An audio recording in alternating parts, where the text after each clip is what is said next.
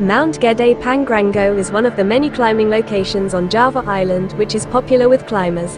Located in the Gede Pangrango National Park area, West Java, Mount Gede Pangrango is actually two separate mountains. However, the peaks are connected by a mountain ridge at an altitude of 2,400 meters above sea level. Like other mountains, Mount Gede Pangrango also has myths surrounding it and mysterious stories that are often told by word of mouth, from generation to generation.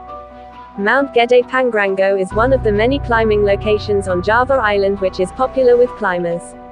Located in the Gede Pangrango National Park area, West Java, Mount Gede Pangrango is actually two separate mountains, but their peaks are connected by a mountain ridge at an altitude of 2,400 meters above sea level. Like other mountains, Mount Gede Pangrango also has myths surrounding it and mysterious stories that are often told by word of mouth, from generation to generation. Sukabumi Square. This square is one of the sacred places for the people around the mountain. It is called the Alan because this place is a vast savanna field. Located at an altitude of 2,750 meters above sea level, Sukabumi Square offers beautiful views, complete with a carpet of Edelweiss flowers. This place is sacred because it is the place where Prince Sukabumi retreated with his family.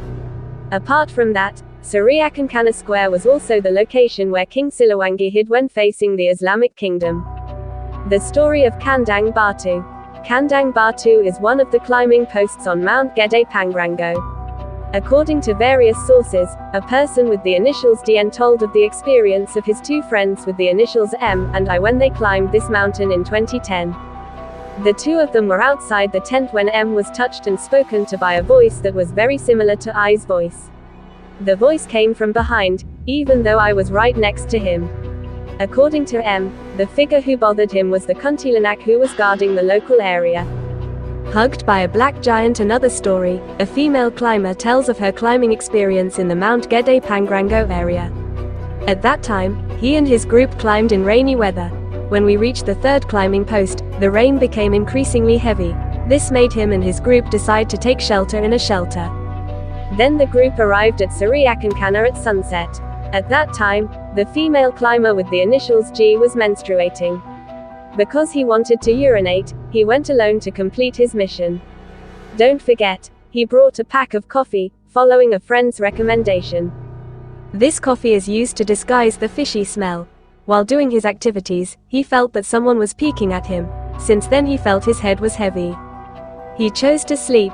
However, in his sleep he actually experienced an unpleasant dream. He dreamed of being hugged by a giant black figure. He continued to experience this disturbance until he came down from the mountain. Mountain watching ghost. The guard of Mount Gede Pangrango is a ghost figure with two heads who is often referred to as Ul. His figure is said to walk slowly and stagger due to the two heads he has on the right and left. It is said that these mountain ranges often disguise themselves as local residents and mislead climbers. Kuntilanak Watchdog Mountain. According to various sources, curiosity made a group of climbers determined to start the climbing process on Mount Gede Pangrango at 0-100 WIB. On the way, they met a group of wild boars which usually appeared after dark. This incident made H, one of the members of the climbing group, complain. In fact, complaining while climbing is one of the things that is not allowed. While descending the mountain, H admitted that he saw a white kuntilanak floating past him. Thank you for watching.